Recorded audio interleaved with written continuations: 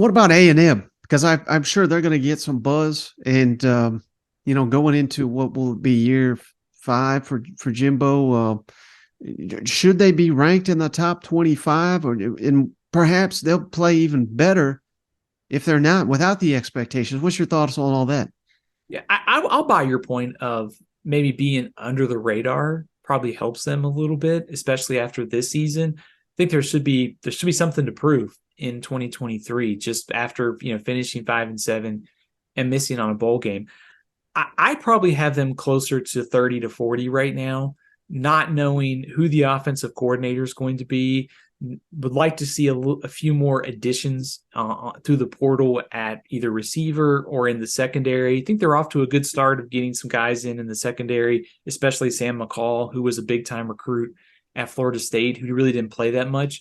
So I think they're on the right track, but I also think that there's a lot of questions with this team. I would be surprised if somebody has them in the top 25, I'm sure we're going to see a lot of these over the next couple weeks.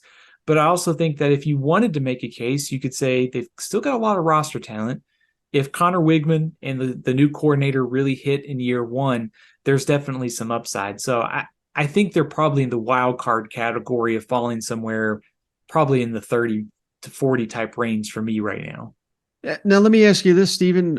As you put together the top 25 for the magazine and everything, how much, if at all, will you look at seniority? I mean, I know you always kind of look at that, but it seems like, and I meant to ask you about this about TCU, but it's my understanding that basically across the board, they have got seniors all over that roster. And in now modern age of transfer portal, NIL, you're just not seeing a ton of that. And I think certainly that has helped teams like Arkansas, South Carolina, Ole Miss in recent seasons, and obviously now TCU kind of punching above their weight. How much of a factor will you have to do a little deep dive on just maybe how many seniors fit, and this even goes 5th and 6th year players now in the 2 deep as you project for next season? Yeah, it definitely matters. It's something that I'm going to be studying a lot more as we get closer. I think one of the hardest things about doing this right now is it could literally change in an hour. I mean, I could write this article like 6 years ago and I could feel really good about it. And maybe there was one declaration where you move a team down a spot or two. I've done about 20 of these write-ups and I've had to make edits to probably about 6 of them in the last 4 hours before I started talking to you.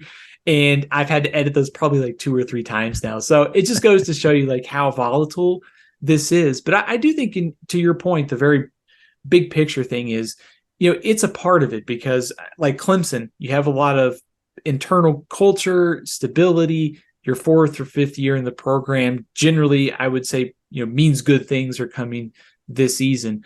On the other side of things, I do think we've seen, you could kind of make this argument both ways. I mean, USC was a healthy Caleb Williams away from making the Pac-12 championship game a lot more interesting. And maybe USC makes the Pac-12 makes the college football playoff. Transfer additions really mean a ton right now if you can hit the right one. So it's a little bit 50-50 for me. You need to look at kind of internal culture, having the multiple seniors, but also I think it's really important to be able to go into the portal and bring guys in who can make an impact right away.